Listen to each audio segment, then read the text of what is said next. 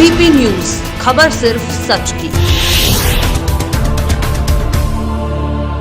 उत्तर प्रदेश के पूर्व मुख्यमंत्री और सपा के राष्ट्रीय अध्यक्ष अखिलेश यादव ने प्रेस कॉन्फ्रेंस के दौरान उत्तर प्रदेश की सरकार पर हमला बोला। अखिलेश यादव ने कहा कि बीजेपी के पास बढ़ती महंगाई के लिए कोई जवाब नहीं। जिन्हें आमदनी दोगुनी करनी थी, उन्होंने महंगाई दोगुनी कर दी। बीजेपी कपट के दलदल में झूठ का काम लिखा रही है।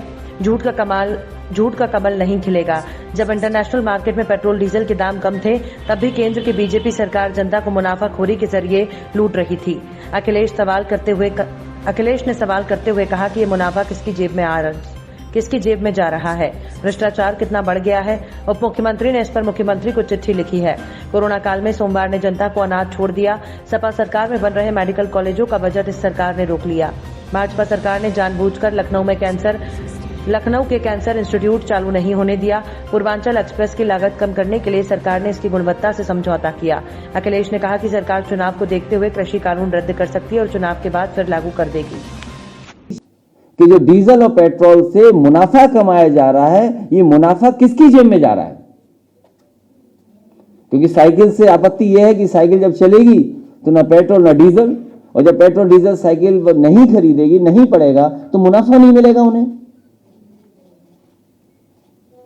और भ्रष्टाचार तो सोचिए, उप मुख्यमंत्री ने क्या मुख्यमंत्री के लिए चिट्ठी नहीं लिखी? क्या भ्रष्टाचार हुआ?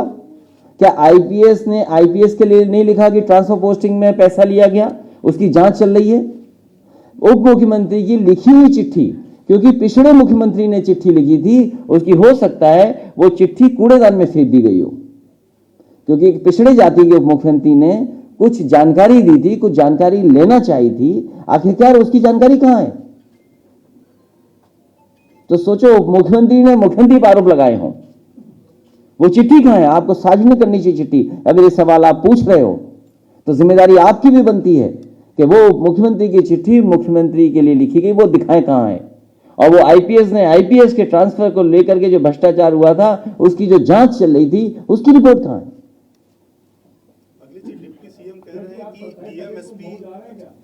मैं मऊ जा रहा हूं। सवाल इस पर एक ये है कि ओम प्रकाश राजभर कह रहे हैं उन्होंने 2 हेलीकॉप्टर बुक किया है, एक आप आएंगे, एक से वो आएंगे, तीसरा भी हेलीकॉप्टर। सवाल हेलीकॉप्टर का नहीं है। सवाल ये है कि ओम प्रकाश राजभर जी का दल और हमारे लालजी वर्मा जी, रामचंद्र राजभर जी, निधि सरोज जी, और इधर हमारे रामप्रसाद चौधरी जी, त्रिभुवन दत्त जी और राममूर्ति वर्मा जी सब एक मंच पे बैठे हैं, और पीछे देखो कितने बड़ी संख्या में लोग बैठे हैं। तीसरा साथी भी आएगा क्या? अब जब नेता जाते हैं तो हेलीकॉप्टर में सीट कितनी होती हैं?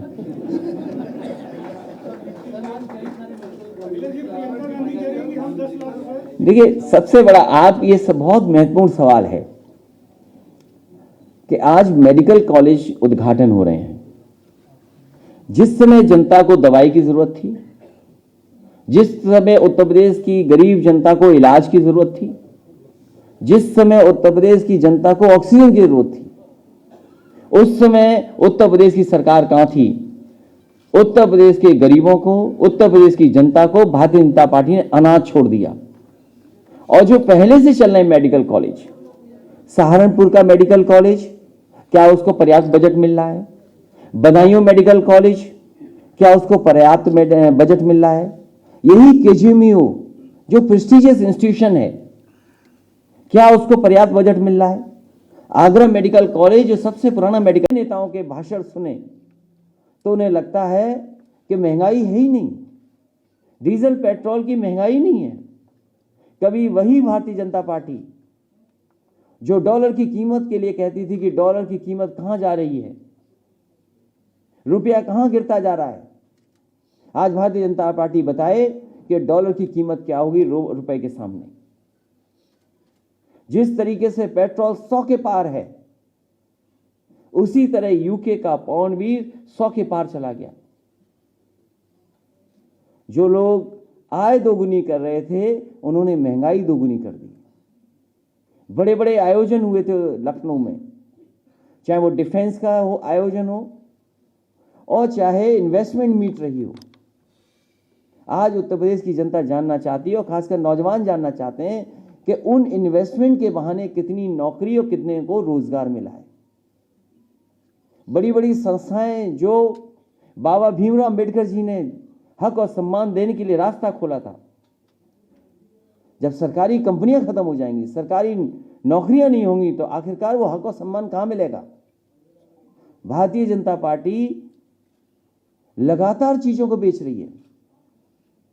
एयरपोर्ट दिखाई दे जाएगा तो एयरपोर्ट बिक जाएगा, हवाई जहाज दिखाई देगा तो हवाई जहाज बेच दिए, पोर्ट बेच दिए, रेलवे स्टेशन की जमीनें बेच दी, ट्रेनें बिकने जा रही हैं। और फिर जो जो सपने दिखाए थे नौकरी के, रोजगार के, महंगाई कम करने के, इन्वेस्टमेंट के, वो आखिरकार कहां हैं? ये भारतीय जनता पार्टी कपट, धोखे, छल के दलदल में खिला रहे हैं झूठ का फूल।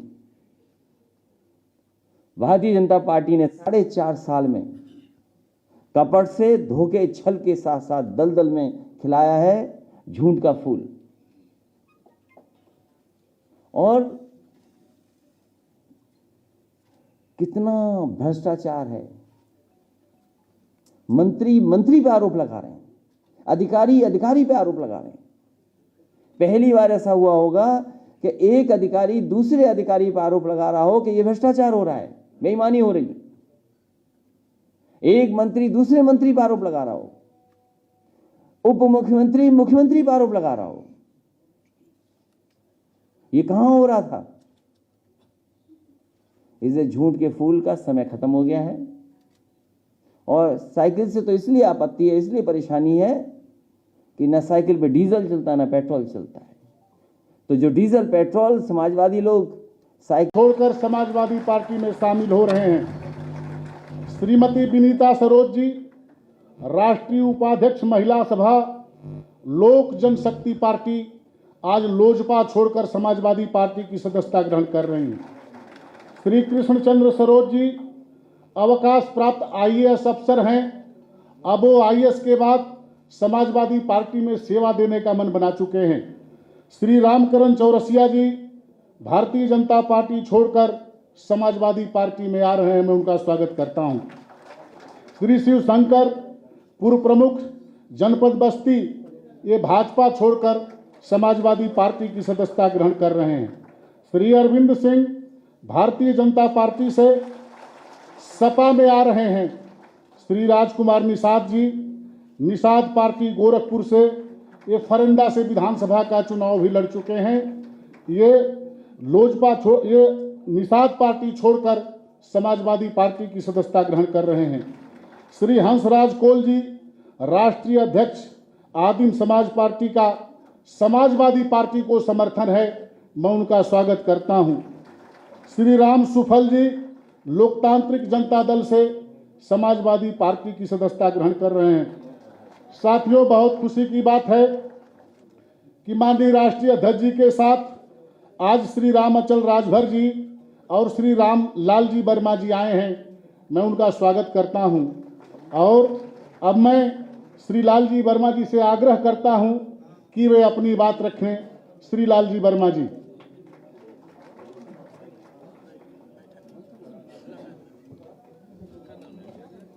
माननीय राष्ट्रीय अध्यक्ष जी, मंच पर बैठे हुए सभी नेतागण तथा पत्रकार बंधुओं, साथियों, मैं 25 साल से बहुजन समाज पार्टी में एक अनुशासित सिपाही की तरह और माननीय श्री रामअचल राजभर जी लगभग 35 साल से एक अनुशासित सिपाही की तरह पार्टी के प्रति निष्ठावान होकर कार्य कर रहे थे और बाबा साहब के सपनों के अनुसार समतामूलक भारत के निर्माण में योगदान करने का काम कर रहे थे। 3 जून को बहुजन समाज पार्टी की राष्ट्रीय अध्यक्ष आदरणीय बहन कुमारी मायावती जी ने हम दोनों लोगों को पार्टी से बाहर का रास्ता दिखाया। मैं उस समय कोरोना की बीमारी से ग्रसित था। पूरी तरह से सहयोग और समर्थन मिला है और 7 तारीख को अंबेडकर नगर में अपनी जनता के बीच में समाजवादी पार्टी में शामिल हो रहे हैं। इसलिए मैं इन सब नेताओं का बहुत बहुत धन्यवाद और बहुत बहुत स्वागत करता हूं। लगातार समाजवादी पार्टी का प्रयास होगा कि जनता के बीच में जाएं और समाजवादी पार्टी से और विचारधारा से जो जुड़ना चाहता है उसे लगातार जोड़ते रहें। समाजवादी पार्टी जहां डॉक्टर राम मनोहर लोहिया के सिद्धांतों पर चल रही है, वहीं डॉक्टर भीमराव अम्बेडकर जी का भी सिद्धांत को अपनाते हुए इन दोनों महान लोगों को और उनके विचारों को साथ लेकर के लगातार समाजवादी पार्टी जनता को एक नई दिशा में ले जाकर के और उत्तर प्रदेश को कैसे विकास के रास्ते पे ले जाए, उसके लिए लगातार समाजवादी पार्टी प्रयास करती रहेगी। मुझे खुशी है इस बात की कि प्रदेश की जनता समाजवादी पार्टी की तरफ देख रही है और जिस तरीके से महंगाई बढ़ी है, जिस तरीके से बेरोजगारी बढ़ी है और जिस तरीके से सपने दिखाए गए और आज 4.5 साल से ज़्यादा समय हो गया है, जो घोषणा पत्र जनता के बीच में रखा था वो अभी भी पूरा नहीं हुआ है। आज जब धान की फसल खड़ी है खेतों में, पूरे उत्तर प्रदेश के किसान को किसी को भी धान की कीमत नहीं मिल रही है। ये वही भारतीय जनता पार्टी की सरकार है जो किसानों को भरोसा दिला रही थी कि सरकार बन जाएगी, भारतीय जनता पार्टी के सरकार में उनकी आय दोगुनी हो जाएगी। आज वही किसान जानना चाहता है क्या धान की उसे कीमत मिल पाएगी कि नहीं मिल पाएगी, और मजबूरी में किसान को अपना धान जलाना पड़ रहा है। कोई पूछने वाला नहीं किसान को। और इधर जो बारिश आई जिसकी वजह से बड़े पैमाने पे फसलों का नुकसान हुआ, आलू का नुकसान हो गया, धान का नुकसान हो गया और खेतों में जो फसलें थी उनका नुकसान हुआ। भारतीय जनता पार्टी की सरकार उन किसानों की मदद करने के लिए आगे नहीं आ रही और एक भी किसान की अभी तक मदद नहीं की गई। कई किसानों का पूरी की पूरी फसल चौपट हो गई। इन किसानों की आय दोगुनी होना तो दूर, लेकिन जिस तरीके से महंगाई बढ़ी है, डीजल, पेट्रोल, जरूरत की चीजों के पेस्टिसाइड, इंसेक्टिसाइड, ये सरकार उसके लिए कुछ नहीं कर रही।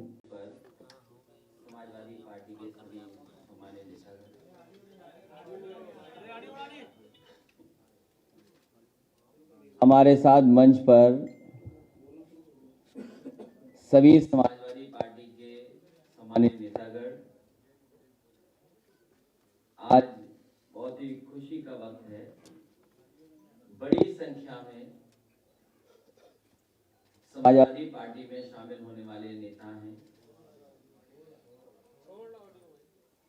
बड़ी संख्या में लोग आए हैं और लगातार समाजवादी पार्टी में शामिल होने वाले लोगों की संख्या बढ़ती चली जा रही है।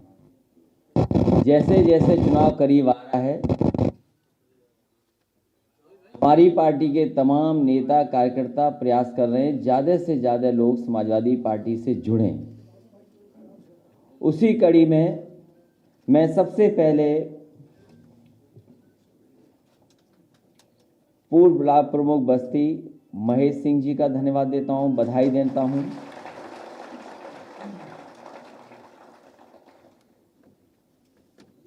रामकरण चौरसिया जो भारतीय जनता पार्टी से छोड़ करके आए हैं, मैं उनको बधाई देता हूं।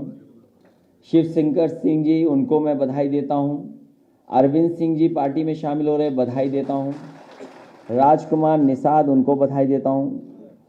हंसराज कोल जो राष्ट्रीय अध्यक्ष हैं, उन्होंने समाजवादी पार्टी का समर्थन किया है, साथ ही साथ अपने समाज की लड़ाई लड़ रहे हैं। हम उन्हें भरोसा दिलाते हैं कि समाजवादी पार्टी आने वाले समय में उनके सम्मान, उनके हक और उनके मुद्दों का पूरा ध्यान रख करके उन्हें सम्मान देने का काम करेगी। राम सफल लोकतंत्र जनता दल के हैं, मैं उनको भी बहुत बहुत बधाई देता हूं। भाजपा से जोड़ने वाले त्रियम्बन पाठक जी को बहुत बहुत बधाई देता हूं, स्वागत करता हूं। जैसा कि आपके सामने भी बहुत ही वरिष्ठ नेता बहुजन समाज पार्टी में रहे, मंत्री रहे और लगातार जनता के बीच में सेवा करते रहे। लगातार वो सदन में गरीबों की, पिछड़ों की और जिन्हें आज़ादी के बाद अभी भी हक और सम्मान नहीं मिल पाया, उनकी लड़ाई लड़ने वाले लालजी वर्मा जी और राम अचल राजभर जी। VP न्यूज, खबर सिर्फ सच की।